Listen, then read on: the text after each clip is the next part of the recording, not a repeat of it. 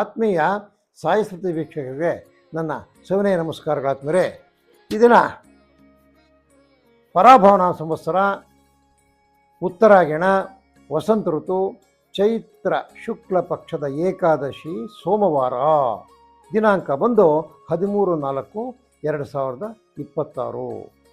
ಇನ್ನು ಆತ್ಮೀಯರೇ, ಪಂಚಾಂಗಕ್ಕೆ ಬಂದಾಗ ವಾರ ಬಂದು ಸೋಮವಾರ, ತಿಥಿ ಬಂದು ಏಕಾದಶಿ, ರಾತ್ರಿ 9 ಗಂಟೆ 10 ನಿಮಿಷದವರೆಗೂ. ನಕ್ಷತ್ರ ಬಂದು ಧನಿಷ್ಠ ನಕ್ಷತ್ರ, ಮಧ್ಯಾಹ್ನ 12 ಗಂಟೆ 35 ನಿಮಿಷದವರೆಗೂ. ಯೋಗ ಬಂದು ಶುಭಯೋಗ ಇರ್ತಕ್ಕಂಥದ್ದು, ಕರ್ಣ ಬಂದು ಭವಕಿರಣ ಇರ್ತಕ್ಕಂಥದ್ದು. ರಾಹುಕಾಲ ಬಂದು 7:30ರಿಂದ 9, ಬಿಳುಕ ಕಾಲ ಬಂದು 1:30ರಿಂದ 3, ಅರ್ಧ ಪ್ರಹರಿ ಬಂದು 9ರಿಂದ 10:30, ಯಮಗಂಟೆ ಕಾಲ ಬಂದು 10:30ರಿಂದ 12 ಇರ್ತಕ್ಕಂಥದ್ದು. ಈ ದಿನ ಅಮೃತ ಗಡಿಗಳು ಬೆಳಗ್ಗೆ 6ರಿಂದ 7:30ವರೆಗೂ ಇರ್ತದೆ. ಆ ಸಮಯದಲ್ಲಿ ಬಹಳ ಉತ್ಕೃಷ್ಟವಾದ ಕಾಲ ಆಗಿರ್ತಕ್ಕಂಥದ್ದು. ಇನ್ನು ದ್ವಾದಶ ರಾಶಿಯರ ದಿನ ಭವಿಷ್ಯಕ್ಕೆ ಬಂದಾಗ, ಮೇಷರಾಶಿಯವರಿಗೆ ಮನೆಯಲ್ಲಿ ನೆಮ್ಮದಿ, ಕಾರ್ಯಗಳಲ್ಲಿ ಪ್ರಗತಿ, ಸೋದ್ಯೋಗಿಗಳಿಗೆ, ಕುಶಲಕರ್ಮಿಗಳಿಗೆ ಶುಭಕರವಾಗಿರ್ತಕ್ಕಂಥ ದಿನ. ಈ ಹುರುಳಿ, ಅವರಿ, ಅಲಸಂದೆ, ತೊಗರಿ, ದ್ವಿದಳ ಧಾನ್ಯಗಳು ಯಾರು ಬೆಳೆದಿರ್ತಾರೆ ರೈತರು, ಅವ್ರಿಗೆ ಮಾರ್ಕೆಟಲ್ಲಿ ಒಳ್ಳೆಯ ಬೆಲೆ ಸಿಗ್ತಕ್ಕಂಥದ್ದು ದಿನ. ಈ ಬೆಳ್ಳಿ ಬಂಗಾರ ಆಭರಣಗಳನ್ನು ಮಾಡ್ತಕ್ಕಂಥ ಅಂಗಡಿಗಳಲ್ಲಿ ಒಳ್ಳೆಯ ವ್ಯಾಪಾರ ಆಗ್ತಕ್ಕಂಥದ್ದು. ನೀವು ಕಾಲಭೈರವ ಅಷ್ಟಕವನ್ನು ಪಠಿಸಿ ಅಥವಾ ಕೇಳಿ. 3 ಅದೃಷ್ಟ ಸಂಖ್ಯೆ, ದಕ್ಷಿಣ ಅದೃಷ್ಟ ದಿಕ್ಕು, ಕೇಸರಿ ಬಣ್ಣ ಅದೃಷ್ಟ ಬಣ್ಣ. ಆತ್ಮೀಯರೇ, ಅಲ್ಲಿಂದ ವೃಷಭ ರಾಶಿಗೆ ಬಂದಾಗ ಆರೋಗ್ಯದಲ್ಲಿ ಅಲ್ಪ ವ್ಯತ್ಯಯ, ಸ್ವಲ್ಪ ಆರೋಗ್ಯದಲ್ಲಿ ಹೆಚ್ಚು ಕಡಿಮೆ ಆಗ್ತಕ್ಕಂಥದ್ದು. ಉತ್ತಮ ಹಣಕಾಸು, ಒಳ್ಳೆ ದುಡ್ಡು ರೊಟೇಷನ್ ಆಗ್ತಕ್ಕಂಥದ್ದು ಇವತ್ತು.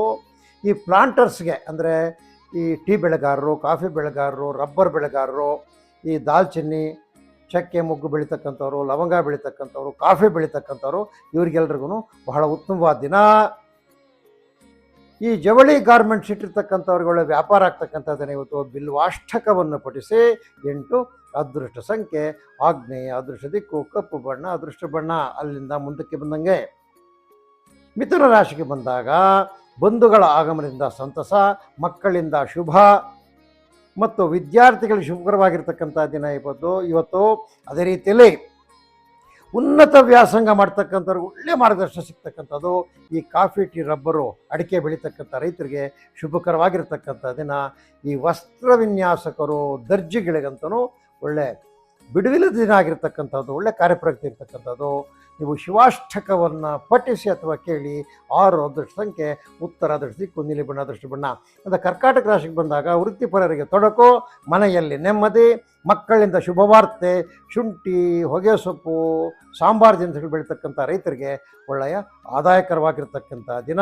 ಹಾಲಿನ ಉತ್ಪನ್ನಗಳು ಮಾಡ್ತಕ್ಕಂಥವ್ರು, ಹಾಲು, ಮೊಸರು, ಈ ಪೇಡ ಅಂತಕ್ಕಂಥದ್ದು, ತುಪ್ಪ ಮಾಡ್ತಕ್ಕಂಥವ್ರಿಗೆಲ್ಲ ಒಳ್ಳೆಯ ವ್ಯಾಪಾರ ಆಗ್ತಕ್ಕಂಥದ್ದು.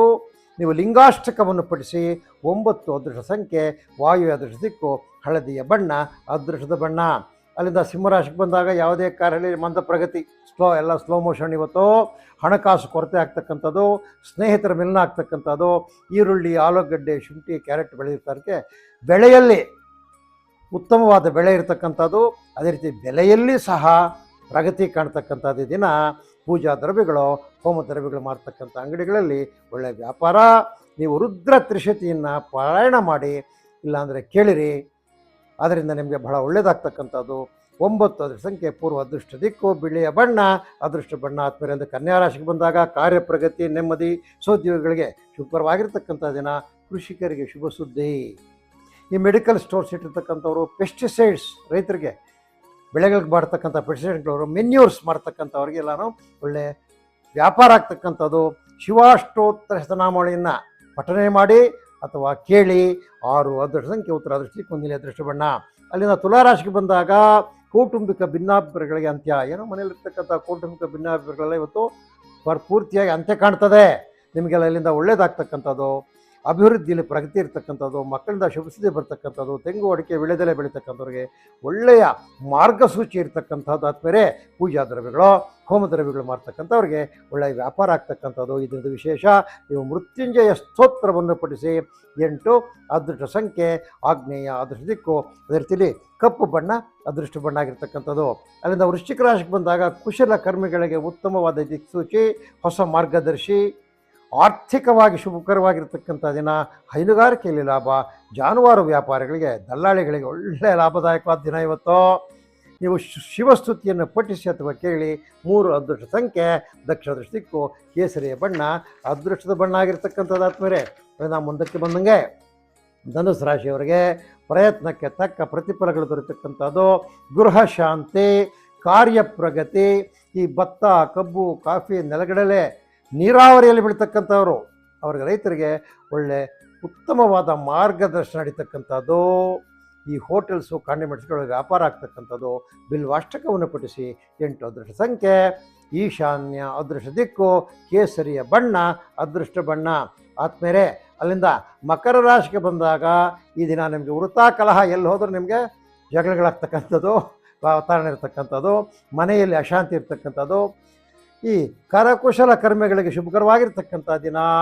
ಈ ಅಣಬೆ ಬೇಸಾಯ ಮಾಡ್ತಕ್ಕಂಥವ್ರು, ಈ ಕೋಳಿ ಸಾಕಣೆ ಮಾಡ್ತಕ್ಕಂಥವ್ರು, ಈ ರೇಷ್ಮೆ ಕೃಷಿ ಮಾಡ್ತಕ್ಕಂಥವ್ರಿಗೆ ಒಳ್ಳೆ ಉತ್ತಮವಾದ ಕಾರ್ಯಪ್ರಗತಿ ಇರ್ತಕ್ಕಂಥದ್ದು.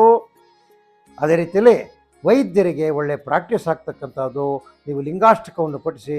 6 ಅದೃಷ್ಟ ಸಂಖ್ಯೆ ಪಶ್ಚಿಮ ದಿಕ್ಕು ಹಳದಿ ಅದೃಷ್ಟ ಬಣ್ಣ.